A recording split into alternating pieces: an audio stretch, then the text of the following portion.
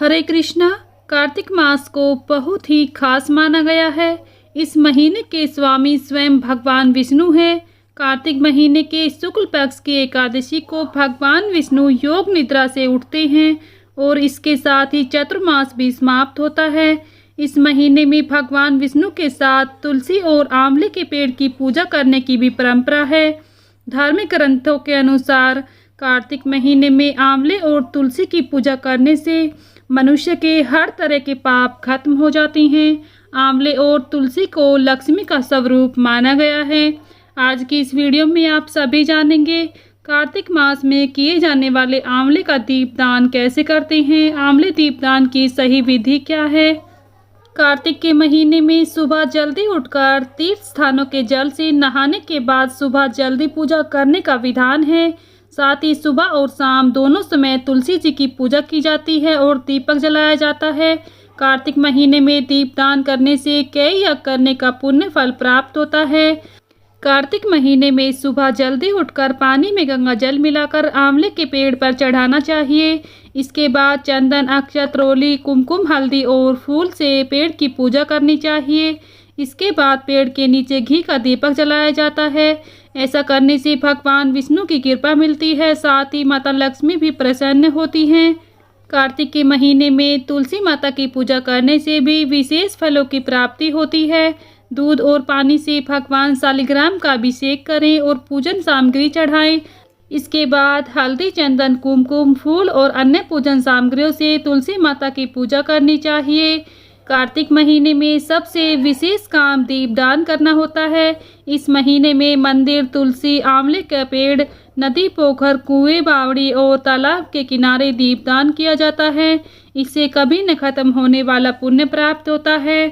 कार्तिक मास में आंवले का दीपदान विशेष महत्व रखता है। जिन लोगों ने पूरे महीने में दीपदान नहीं किया है, किसी भी कारणवश, अगर आप आखिरी के 5 दिनों में यानी कि कार्तिक मास के जो लास्ट के 5 दिन होते हैं उनमें अगर आप आंवले का दीपदान करते हैं तो आपकी सभी मनोकामनाएं अवश्य ही पूर्ण होंगी और पूरे महीने का आपको पूर्ण लाभ प्राप्त होगा। ऐसे में यदि आप एकादशी आती है जो कार्तिक शुक्ल पक्ष की एकादशी होती है, उससे लेकर आप कार्तिक पूर्णिमा तक भी आंवले का दीपदान करते हैं तो इससे आपको पूर्ण फल प्राप्त होता है। अक्षय नवमी एक ऐसी तिथि है जिस दिन आंवले के पेड़ की पूजा सभी को करनी चाहिए और इसी दिन आपको आंवला दीपदान भी करना चाहिए। वैसे तो आप अक्षय नवमी के अलावा, जिसे हम आंवला नवमी भी कहते हैं, इस मास में आने वाली जो भी प्रमुख तिथियां होती हैं उन सभी पर आपको आंवले का दीपदान करना चाहिए। जैसे इस महीने में एकादशी पड़ती है, वैकुंठ चतुर्दशी पड़ती है, गोपाष्टमी पड़ती है और अमावस्या पड़ती है, तो इन सभी तिथियों पर आपको दीपदान जरूर करना चाहिए। अक्षय नवमी के दिन आप आंवले के वृक्ष की पूजा जरूर करें। वहां जाकर पहले पेड़ की जड़ में आपको पेड़ के नीचे साफ सफाई करके कच्चा दूध और जल मिलाकर, सादा जल मिलाकर, धूप दीप जलाकर फिर आपको आंवले के पेड़ की 7 बार परिक्रमा कम से कम करनी चाहिए, दीपदान करना चाहिए। हमारे आंवला नवमी के दिन आंवले का दीपदान करने से जन्म जन्मांतर के पाप नष्ट हो जाते हैं और पुण्य फलों की प्राप्ति होती है। साथ ही आज के दिन आप सुबह स्नान आदि से निवृत्त होकर आंवले के पेड़ की पूजा करें। आप आंवले के पेड़ की परिक्रमा करें। यदि आंवले का पेड़ आसपास ना हो तो आपके पास आंवला हो, आप भगवान विष्णु को आंवले समर्पित करके आंवलों का भी पूजन कर सकते हैं और इस दिन आंवले का सेवन किसी न किसी रूप में जरूर करना चाहिए। आप जूस के रूप में सेवन कर सकते हैं।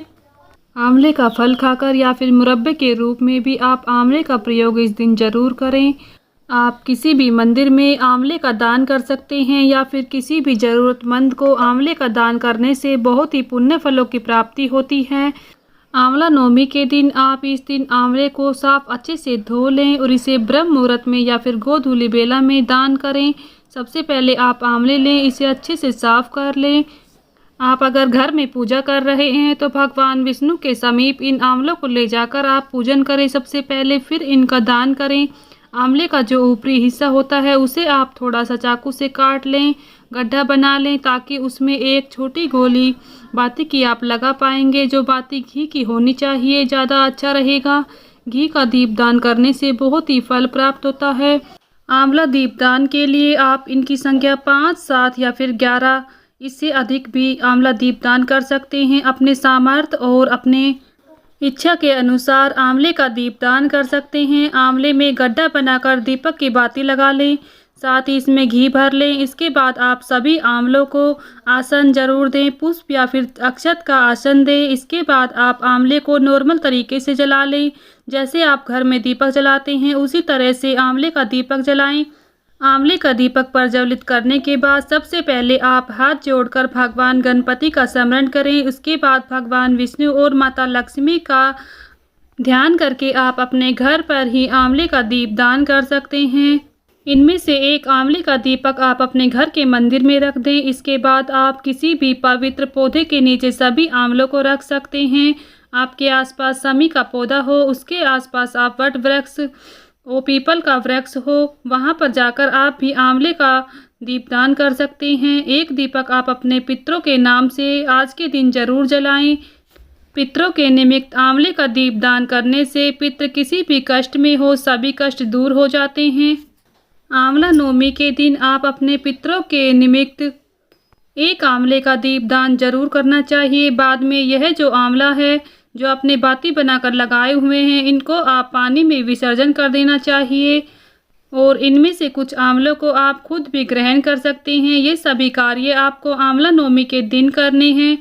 आंवले का दीपदान करने के बाद भगवान विष्णु माता लक्ष्मी के समीप आप हाथ जोड़कर भगवान से अपने परिवार की सुख समृद्धि की कामना करें। तो भक्तों, ये थी आंवला दीपदान की सरल विधि। अगर आप सभी को यह वीडियो पसंद आई है तो प्लीज़ वीडियो को लाइक शेयर करें। चैनल पर नए हैं तो चैनल को सब्सक्राइब करना ना भूलें, साथ ही बेल आइकन को प्रेस कर लें, जिससे आप सभी को व्रत और त्योहारों से जुड़ी संपूर्ण जानकारी देखने को मिलेंगी। मिलती हूँ नेक्स्ट वीडियो में, तब तक के लिए सभी को राधे राधे, जय श्री कृष्णा।